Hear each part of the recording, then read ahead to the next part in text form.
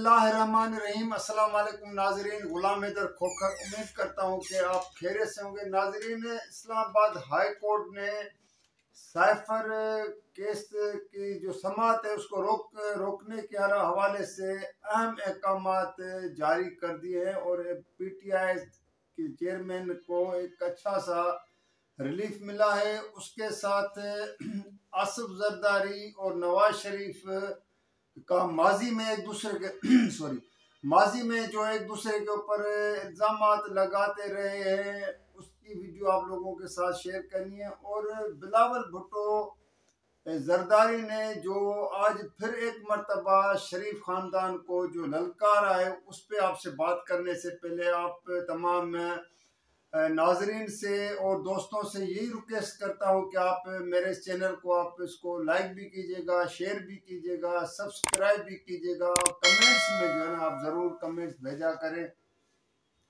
तो मैं उसके कमेंट्स का आपको जवाब भी देता हूँ और फिर आपके कमेंट्स पर ही जो है ना उसकी मैं रहनुमाई भी हासिल करता हूँ। तो नाज़रीन, सबसे पहले जो इस्लामाबाद हाई कोर्ट के जस्टिस गुल हसन की सरबराही में 2 रुकनी बेंच ने PTI सरबराह इमरान खान की जो साइफर केस में समाअत को रोकने के हवाले से जो स्पेशल कोर्ट अडियाला जेल में समाअत कर रहा है, उसको रोकने के हवाले उसकी दरख्वास्त की समाअत की थी। फिर जो महफूज फैसला, जब अभी मैं आपसे ये बात शेयर कर रहा हूँ तो थोड़ी देर पहले फैसला आ चुका है। उस फैसले में उसको जो अदालत के ट्रायल को जो है ना जेल के अंदर उसको कालअदम करार दिया है। और फैसले में जो DB बेंच 2 रुकनी बेंच ये भी कहा है कि किसी मखसूस हालात ऐसे हों जहाँ पे ये समाअत अगर हो जाती है जेल में, लेकिन ये केसेस वो हैं जिन पे ओपन जो है ना समाअत होनी चाहिए, चाहे जेल में हो या जेल से बाहर हो, लेकिन समाअत ओपन होनी चाहिए।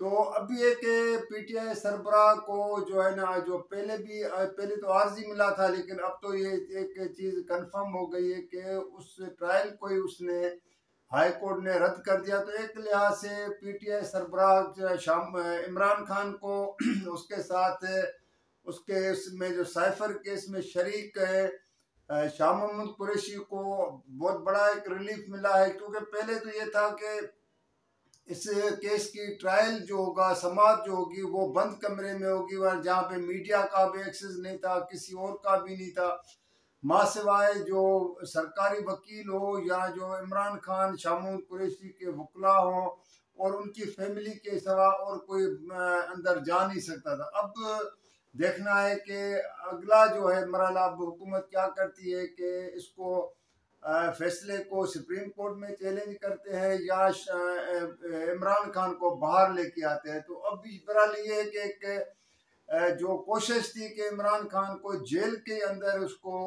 रखा जाए और उसके जितने भी केसेस की है वहाँ पे समाअत की जाए, तो वो एक लिहाज से उसको बड़ा रिलीफ मिला। दूसरा नाज़रीन, आपको पता है कि सियासत में जो मैंने माजी में भी आप लोगों से कई मरतबा ये जिक्र किया है कि कल के दुश्मन आज के दोस्त, आज के दुश्मन कल के दोस्त बन जाते हैं। माजी में नवाज शरीफ और आसिफ जरदारी एक दूसरे के खिलाफ क्या बोल रहे हैं, क्योंकि ये ऐसी वीडियो जो से मैंने पिछले 2-3 इस यहाँ पर मैंने आप लोगों के साथ शेयर किए। नवाज शरीफ MQM के बारे में क्या कहता रहा है, MQM वाले नवाज शरीफ शहबाज शरीफ के हवाले से क्या करते हैं। अब ये आसिफ जरदारी और नवाज शरीफ एक दूसरे के खिलाफ क्या बात करते हैं, पहले ये सुन। जरदारी साहब, आपकी पीपल्स पार्टी तो कहीं नजर नहीं आती मुझे, मैदान में आ जाए। आप लड़ेंगे, आप तो जेल नहीं काट सकते। आपका तो शासी गुरु कहता है कि आपको मच्छर काटते थे। उनसे पूछता हूँ, बाबा किस मुंह से जाओगे वालिद, शर्म तुमको मगर नहीं आती। क्या मुझे वो आंसू इनके याद नहीं है जो इनने रो रो के अपने जेलों में हालत की थी? कागजी शेर, ये जरदारी, अनारी सब एक है। नाजरीन, आपने ये देखा कि नवाज शरीफ आसिफ जरदारी को यहाँ तक कह रहा है, ये पिछले इंतखाबात के हवाले से उसने कहा है कि आप पीपल्स पार्टी तो कहीं नजर नहीं आती। और यही सूरत हाल इस वक्त है यही सूरत हाल इस वक्त है, क्योंकि इस वक्त नवाज शरीफ के लिए जो जिस तरह एक वो कहते हैं ना खिलाड़ी को मैदान साफ करके दिया जाता है, तो नवाज शरीफ को फैसिलिटेट जिस तरह हर जगह पे ये बच्चे बच्चे के ज़बान पे बात हो रही है कि उसको फैसिलिटेट किया जा रहा है जिस तरह, और जैसे ही वतन वापस आए तो वो तो आप तमाम चीज़ों से इस गुजर चुके हैं, आप लोगों के सामने ये बातें आ चुकी हैं, आप लोगों ने देखा है। लेकिन साथ में आज बिलावल भुट्टो जरदारी ने एक मरतबा फिर एक तो उसने कहा है कि ये बुजुर्ग सियासतदानों ने जो है न अन्ना का मसला बनाया है और मुल्क को यहाँ इस नहज तक पहुँचा है। अब बुजुर्ग सियासतदानों में तो ज़ाहिर है आसिफ जरदारी भी आ जाता है, उसके वालिद हैं, इस तरह पीपल्स पार्टी में बड़े बहुत से बुजुर्ग बैठे हैं जो बड़े जो 70-80 साल के लोग भी हैं। सैयद कायम अली शाह भी बुजुर्ग है। लेकिन उसने जो इशारा किया है वो क्या है, नवाज शरीफ, शहबाज शरीफ और इनके शरीफ ख़ानदान के हवाले से कि ये लाहौर के जो या रायविंड के ये न खेलते हैं न खेलने देते। इसका मकसद है कि माना वो सिर्फ अपने के लिए इक़्तिदार चाहते हैं, उनको अवाम की कोई परवाह नहीं होती है।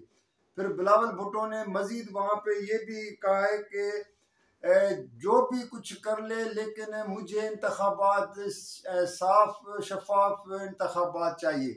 अब बिलावल भुट्टो मुसलसल इस बात की निशानदेही करते आ रहे हैं और उसने खैबर पख्तूनख्वा को एक अपना किला क्यों बनाया है, गढ़ जिसको कहते हैं कि इंतखाबात से पहले अभी इंतखाबात का वो माहौल नहीं बना, लेकिन क्योंकि उसने अपने वर्कर्स को, वोटर्स को मोटिवेट कर रहा है, उनको सरगर्म कर रहा है और एक मैसेज दे रहा है कि इनसे जो है ना किस तरह जो है नवाज लीग से या पीटीआई का भी उसने नाम लिया कि पीटीआई तो कहीं नजर नहीं।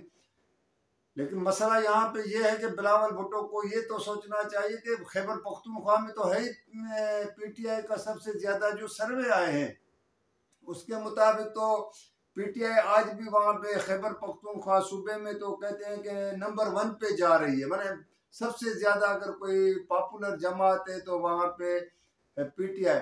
लेकिन बहरहाल एक चीज़ है कि सियासी माहौल सरगर्म रखना है, कारकुनों को मोटिवेट रखना है, तो इस तरह एक दूसरे के पर इल्ज़ाम भी लगाने हैं।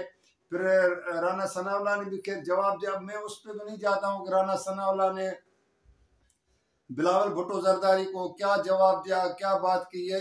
सॉरी नाज़रीन, आज गला ख़राब है, तो इस हवाले से बहरहाल ये चीज़ें जो है आहिस्ता आहिस्ता मज़ीद इनमें तलख्खियाँ भी पैदा होंगी, मज़ीद एक इल्ज़ाम तराशी और इस तरह के संगीन हो सकता है कि संगीन से संगीन इल्ज़ामात भी लगाना शुरू हो जाए, क्योंकि एक माहौल जो है ना इस तरफ जाता हुआ नज़र आ रहा है कि जैसे इंतखाबात की कैंपेन बाज़ाब्ता तौर पे शुरू होगी। तो साथ में नाज़रीन मैं मुख्तसरन बताऊं कि नवाज शरीफ से मौलाना फजल रहमान की जो लाहौर में मुलाकात हुई है और उस मुलाकात के बाद मौलाना फजल रहमान ने भी एक इशारा दिया है कि आगे जाके उसकी जमात और मुस्लिम लीग नून के दरमियान सीटों पर एडजस्टमेंट हो सकता है। इसका मकसद है कि मौलाना फजल रहमान ने भी पीपल्स पार्टी से और ख़ास तौर पे क्योंकि उसकी आसिफ जरदारी से बहुत करीबी कुर्बत थी, तो हो सकता है कि उसकी वहाँ से भी राहें अलहदा हो जाएं, जुदा हो जाएं।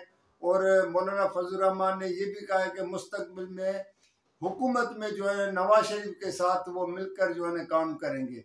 अब देखना है कि मौलाना फजल रहमान इंतखाबात में कितनी सीटें लेता है और नवाज लीग के साथ उसका इत्तेहाद बनता है नहीं बनता, क्योंकि ऐलान तो कर चुका है लेकिन फ्यूचर में देखना पड़ेगा और नवाज शरीफ उसको शामिल करते हैं। तो नाज़रीन आज के लिए इतना था, कल किसी और मौजू के साथ आप लोगों के साथ अपना और बात शेयर भी करूंगा, क्योंकि आज थोड़ा गला ख़राब है तो मज़ीद में नहीं बात कर सकता हूं। तो कल तक के लिए इजाज़त दीजिएगा। अल्लाह हाफ़िज़।